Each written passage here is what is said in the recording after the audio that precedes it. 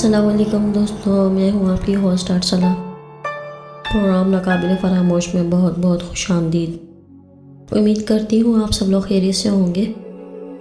ये वाक़या जिन्होंने हमसे शेयर किया है उनका ताल्लुक़ गुजरांवाला से है और वो बताती हैं कि ये वाक़या सन 2009 का वाक़या है और ये वाक़या मैं उन्हीं की ज़बानी आपको बताने जा रही हूँ। मेरा नाम ज़ैनब रहमान है और मेरा ताल्लुक़ गुजरांवाला से है। हुआ कुछ यूँ था कि मैं अपनी अम्मी के साथ किसी के इंतकाल में गई। जिस घर में मैयत थी वो अच्छा खासा बड़ा सहन था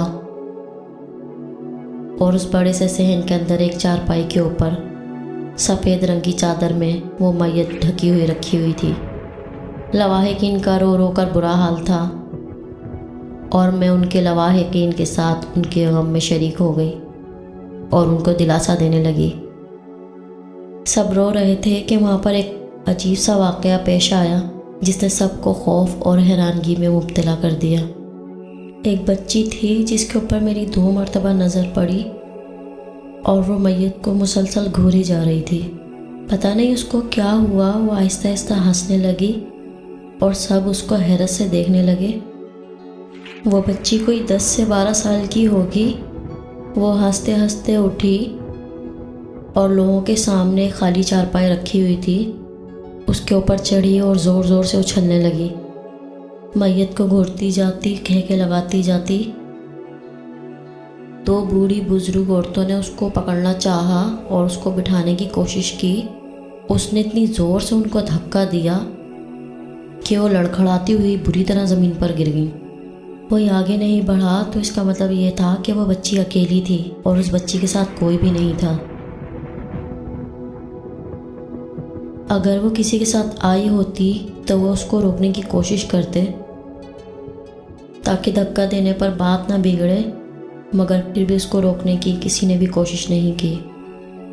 सभी लोग उससे डर रहे थे। मैं ये सब देखते हुए इस कदर डर गई कि फ़ौरन ही मैं अपनी अम्मी के साथ घर आ गई। इस वाक़े को कुछ ही दिन गुजरे थे कि मेरी एक दोस्त थी जो मेरे पड़ोस में ही रहा करती थी। मैं उसके घर जाने लगी तो मैंने देखा कि एक दरख्त के नीचे काफ़ी बच्चे खेल रहे थे। मैं अपनी ही धुन में अपनी दोस्त के घर जाने लगी कि अचानक ही पीछे से मेरा नाम लेकर किसी बच्ची ने मुझे पुकारा और जब मैंने पीछे मुड़कर देखा तो मेरे होशान ख़ता हो गए और मेरी आंखें बाहर आ गईं। खौफ से मेरा दिल उछल के मेरे हलक में आ गया।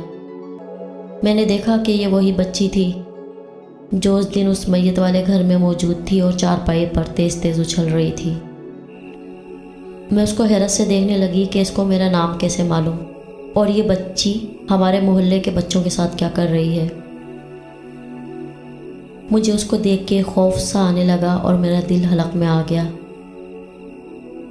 मैं उसे देखने लगी तो वो मुझे नज़रअंदाज करके बच्चों के साथ खेलने लगी। अभी मैं उसके करीब जाने वाली ही थी कि मेरे कंधे पर किसी ने हाथ रखा और जब मैंने पीछे पलट कर देखा तो मेरी पड़ोस वाली दोस्त मेरे पीछे ही खड़ी थी। वो मुझसे कहने लगी, तुम किसे देख रही हो? मैंने उससे कहा कि हाँ, मैं तुमसे मिलने ही आ रही थी। और जब मैं दोबारा से पलटी और मैंने उस तरफ गर्दन घुमाकर देखा जहाँ वो बच्चे दरख्त के नीचे खेल रहे थे तो मैंने देखा कि वो बच्ची गायब थी। मेरे पाँव के नीचे जैसे ज़मीन से निकल गई और मेरी हालत ऐसी हो गई कि मैं अभी के अभी बेहोश हो जाऊंगी। मुझे खौफ से ठंडे पसीने आने लगे। मेरी दोस्त ने मुझे संभाला और मेरे घर तक वो मुझे लेकर आई। जब मेरी हालत इस काबिल हुई कि मैं कुछ कह सकूं, मैंने अपनी अम्मी को सारा वाक़या बताया तो उन्होंने कहा कि उस मैयत वाले घर में जो कुछ भी हुआ तुमने उस बात को बहुत ज़्यादा सीरियस ले लिया है और ऐसा कुछ भी नहीं है। उस बच्ची को तुमने अपने जहन पे बहुत ज़्यादा ही सवार कर लिया है। अम्मी ने मुझे दिलासा दिया और मेरे ऊपर पढ़कर दम किया।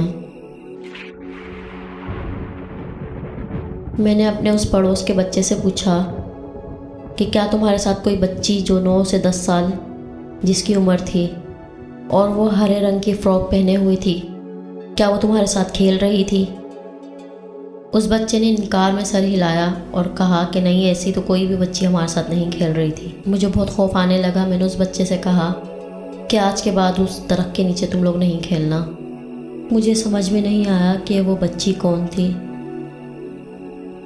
जिसके साथ मैयत वाले घर में भी कोई मौजूद न था, और हमारे मोहल्ले में जब वो खेल रही थी उस वक्त भी उसके साथ कोई भी नहीं था। पता नहीं वो कौन थी या कोई मखलूक थी। ये था वो वाक़या जो उन्होंने हमसे शेयर किया।